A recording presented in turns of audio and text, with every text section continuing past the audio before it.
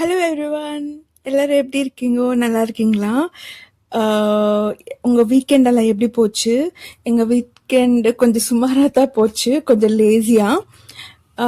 என்னதான் நம்ம வீக் டேஸ்ல சும்மா இருந்தாலும் அந்த வீக்கெண்ட்ல வீடை க்ளீன் பண்ணணும்னு தான் எப்பவுமே தோணும். இந்த ஃப்ரிட்ஜை க்ளீன் பண்ணி ரொம்ப நாள் ஆச்சு. ஃப்ரிட்ஜுக்கு வாய் இருந்தா சொல்லும், ப்ளீஸ் என்னை க்ளீன் பண்ணுங்கன்னு சொல்லிட்டு.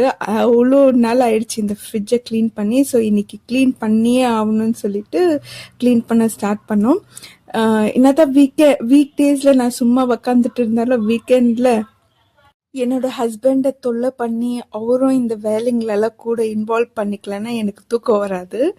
அது என்னவோ தெரியல, யாருன்னா ஒருத்தர் வீட்டில் இருந்து அவங்க கூட பேசிட்டு வேலை செஞ்சாதான் நல்லா இருக்கு. ஒண்டியா இருக்கும் போது வேலை செய்யணும்ன்ட்டு தோணுறது இல்லை.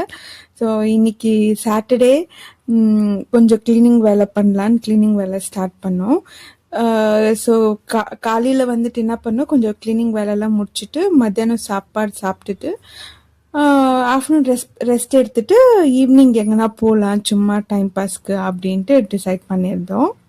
இந்த வீடியோ எடிட் பண்ணுற டைமில் தான் நான் ஒரு வீடியோ பார்த்தேன். மீட் அ ஸ்ட்ரேஞ்சர்ன்ட்டு ஒரு யூடியூப் சேனலில்.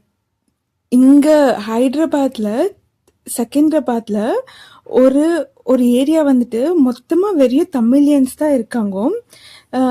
ரொம்ப எனக்கு சர்ப்ரைசிங்காக இருந்துச்சு. அது அந்த ஏரியா பேரும் அம்முகுடா ஏதோ இருக்கு. நான் உங்களுக்கு சொல்கிறேன் நெக்ஸ்ட் வீடியோவில்.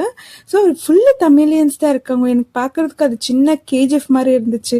எப்படி கர்நாடகாவில் கேஜிஎஃப் வந்துட்டு ஃபுல்லு தமிழியன்ஸ் இருக்குவாங்க மெஜாரிட்டி, அந்த மாதிரி இங்கே செகந்திராபாத்தில் அந்த ஒரு ஏரியாவில் ஃபுல்லு தமிழியன்ஸ் தான் இருக்காங்க. நல்லா இருந்துச்சு பார்க்குறதுக்கு. நிறைய தமிழ் பேசிட்டு நல்லா இருந்துச்சு அந்த வீடியோ. உங்களுக்கு டைம் இருந்தால் அந்த வீடியோ பாருங்க.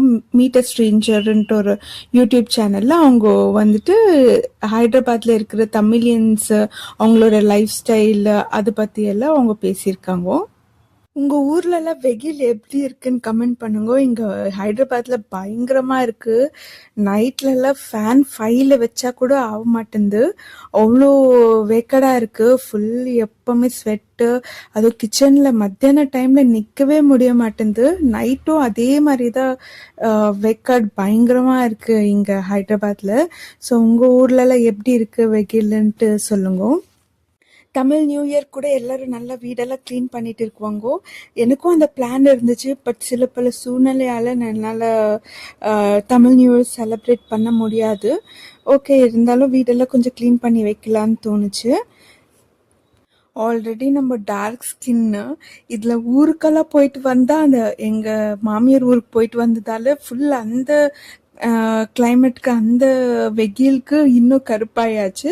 இங்கே ஹைதராபாத்தில் இருக்கிற வெயிலுக்கும் இன்னும் கருப்பாயிட்டு ஃபுல்லு ஸ்கின் கலரே மாறிட்டு இருக்கு. நெக்ஸ்ட் கொஞ்சம் ஸ்கின் கேர் எல்லாம் பண்ணணும். கொஞ்சம் தான் கலரை மாற்றணும்.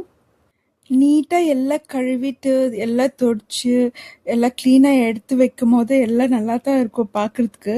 ஆனால் இது ஒரு ஒரு 1 வீக் தான் இப்படி இருக்கும். அப்புறமேட்டு நம்ம மடமடன்ட்டு நம்ம கிச்சனில் எதுனா வேலை இருக்கும் போதோ எடுத்து நம்ம மடமடன்னு வச்சுருவோம் ஃப்ரிட்ஜில்.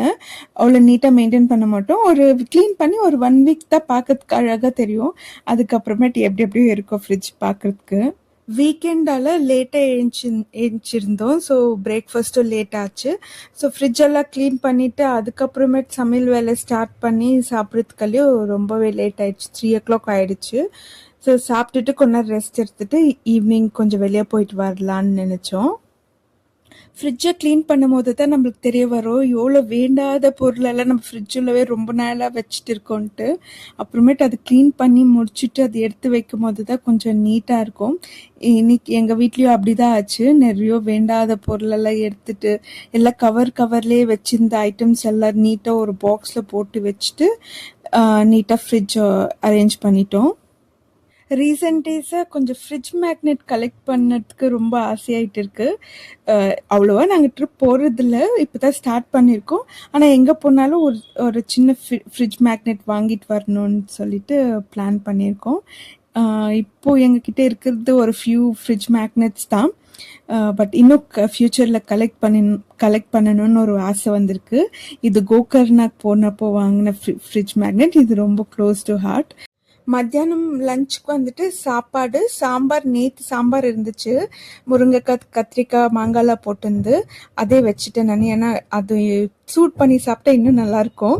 அப்புறம் பொன்னாங்கண்ணி கீரை பொரியல், அப்பளம் வந்து எங்கள் மாமியாரே செஞ்சுது. இந்த வாட்டி ரொம்ப டேஸ்ட்டாக இருந்துச்சு.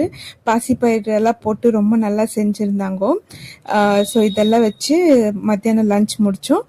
அதுக்கப்புறம் இந்த வெயிலுக்கு நல்லா எதுனா கூலாக குடிக்கலான்னு தோணுச்சு. அதனால மலாம்பழம் ஜூஸ் பண்ணி குடித்தோம்.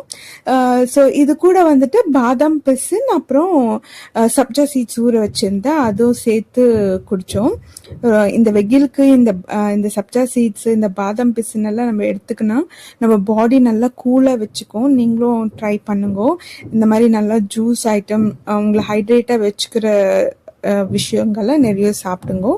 அதுக்கப்புறமேட்டு நாங்கள் கொஞ்சம் ரெஸ்ட் எடுத்துட்டு ஈவினிங்கு வெளியே போகலாம், சும்மா ரிலாக்ஸ் பண்ணிட்டு வரலான்ட்டு இங்கே வீட்டுக்கிட்ட ஒரு மால் இருக்குது, அசோக் ஒன் மால்ன்ட்டு. அங்கே போயிருந்தோம். அங்கே போய் சும்மா என்னத்துக்கு போகணுன்னு எங்களுக்கே தெரியல, சும்மா போய் அங்கே உக்காந்துட்டு டைம் ஸ்பெண்ட் பண்ணிட்டு இருந்தோம். ஃபஸ்ட்டு போனோன்னு ஒரு ஐஸ்கிரீம் சாஃப்டி வாங்கிட்டு சும்மா 2 பேர் உக்காந்து சாப்பிட்டுட்டு இருந்தோம். இப்போ சுகர் கட் பண்ணதால அவ்வளோவா சுகர் ஐட்டம் சாப்பிட்றதில்ல. இந்த மாதிரி எப்போனா வெளியே வந்தால் 2 வாங்க மாட்டோம், ஒரு ஐஸ்கிரீமோ இல்லை ஒரு ஸ்வீட்டோ அந்த மாதிரி ஒன்று வாங்கிட்டு ஷேர் பண்ணி சாப்பிட்டுக்குவோம். அப்புறம் இங்கே டெக்கல் எனக்கு ப்ரொனவுன்ஸ் பண்ண வரலன்னு நினைக்கிறேன். டெக்கல்தோன் இருக்கோ. ஸோ அதுவும் போயிட்டு சும்மா சுற்றி பார்த்துட்டு, இந்த சின்ன பசங்கள்லாம் வந்திருக்குவாங்க ஹாலிடேஸ்னால, அவங்க எல்லாம் உள்ளே விளையாடிட்டு இருக்குவாங்க. அதெல்லாம் பார்த்துட்டு எனக்கும் யோகா பேண்ட் தேவைப்பட்டு இருந்துச்சு, பார்த்தேன். ஆனால் நான் இங்கே வாங்குறதுக்கு முன்னாடியே ஆன்லைனில் ஆர்டர் பண்ணிட்டேன். ஸோ நெக்ஸ்ட் டைம் வாங்கிக்கலான்னு பார்த்துட்டு வந்துட்டோம். அதுக்கப்புறமேட்டு நெக்ஸ்ட் ஃப்ளோரெல்லாம் சுற்றிட்டு அது என்னன்னு தெரியல, சடனாக பசி எடுக்க ஆரம்பிச்சிச்சு. சரி எதுனா சாப்பிடலான்னு தோணுச்சு. அதனால மெக்டிக்கு போயிட்டு ஒரு பர்கர் சாப்பிட்டோம் 2 பேரும். ஆக்சுவலி அது ஜங்க்கு தான், சாப்பிடக்கூடாது.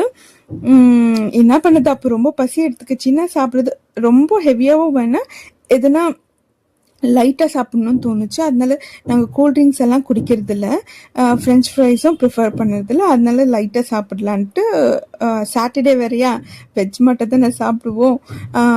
அதனால வந்துட்டு என்ன பண்ணோம், ஒரு ஆலு டிக்கி பர்கர் வாங்கி சாப்பிட்டுட்டு நெக்ஸ்ட்டு மிஸ்டர் DIYக்கு போயிட்டு ஒரு ரவுண்ட் அடிச்சுட்டு இந்த ஃபேன் வாங்கலாமான்னு பார்த்துட்டு இருந்தோம். ஏன்னா கிச்சனில் வந்துட்டு எனக்கு ரொம்ப வேத்து ஊற்றுது, அவ்வளோ வேக்காடாக இருக்குது.